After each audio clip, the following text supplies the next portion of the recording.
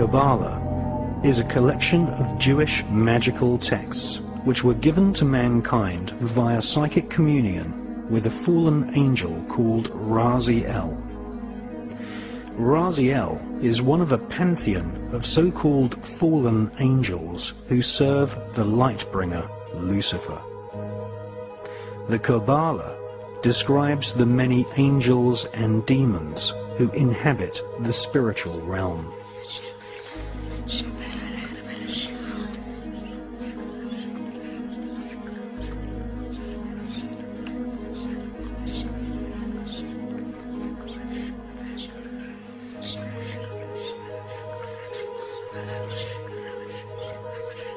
The Kabbalah gives Kabbalists a roadmap called the Tree of Life, which explains how to invoke and communicate with these powerful spirits.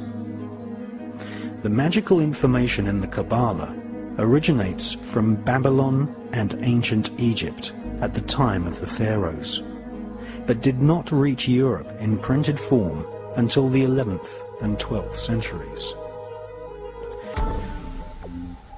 The collection of texts called the Kabbalah were eventually transcribed by Rabbi Isaac the Blind in Provence in the south of France during the 12th century. The Kabbalistic writings of Isaac the Blind fell into the hands of a group of 9 French noblemen. These noblemen became known as the Knights Templar. They laughingly called themselves the Poor Knights of Christ, but these men were far from poor.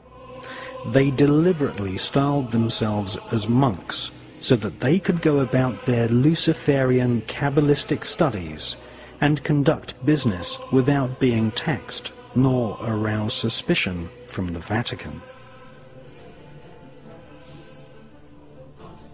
The Kabbalistic higher secrets of ritual sodomy, the evil eye, chanting incantations, necromancy, blood sacrifice, and invoking the fallen angels in service to Lucifer fascinated the French Knights Templar.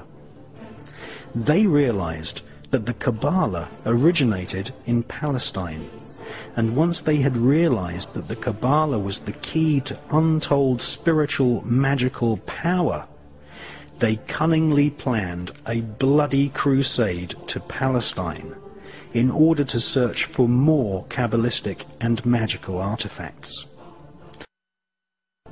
The Knights Templar arrived in Palestine with one main goal: to stop the Muslims from gaining any knowledge about the Kabbalah. Historical Islamic oral accounts from the 12th century testify to a sickening crusade of plunder, torture, murder, and sexual depravity. The Knights Templar, once they had discovered the magical teachings of the Kabbalah, were dedicated utterly to destroying its origins so that they might hold its secrets exclusively. Archaeologists have found ample evidence of tunnels constructed by the Templars in Jerusalem.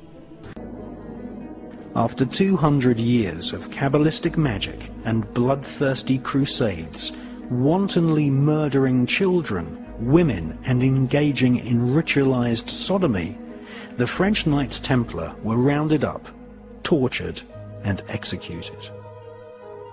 Many confessions told of the Knights Templar monks ritually sodomizing each other, invoking evil spirits, and implanting these spirits into animals such as cats.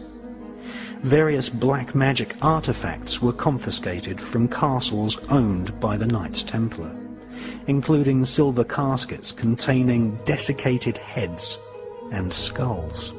The Knights Templar referred to these heads as Baphomets. They were placed at the center of a round table. Templars would then conduct a seance invoking the spirit of Lucifer to speak through the head. The most damning information exposed them as anti-Christs. many Knights Templar bribed their way out of prison and escaped to Scotland.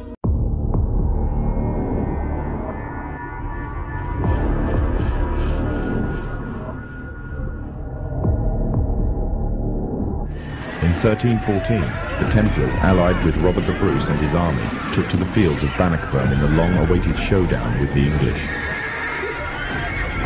Robert the Bruce's foresight paid off. The 25,000-strong English army suffered a humiliating defeat at the hands of only 6,500 men. The dream of an independent Scotland had finally been achieved. The Templars had brought themselves back from the brink of destruction, and never again would they allow themselves to be destroyed.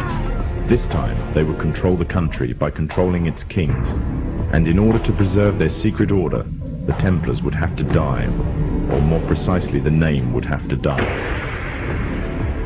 The Templars who had escaped Europe were finally laid to rest in Roslin Chapel, Scotland, which stands to this day as sign of their presence in Britain. Their descendants became the true power of Scotland. In 1603, the death of Queen Elizabeth I left England without an heir to the throne. By virtue of descent, King James V of Scotland became King of England. In doing so, Scotland and England joined to form a new kingdom, and the power that the Templars held over Scotland spread to give them a firm grip on the whole of Great Britain. For over 100 years, the Templars concealed their activities, fading into the background until they were little known and little remembered. However, they did not cease to keep a firm grip on Britain. All the time they were planning, regrouping, and infiltrating positions of power in all corners of the kingdom.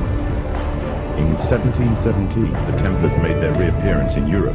They had grown in both number and strength, and were now ready to coin a new identity, free from their reputation of the past, and given credibility by none other than the monarchy and aristocracy of England. And the name they chose for themselves was a name that would be known by many, but understood by a few. This new name, the Freemasons.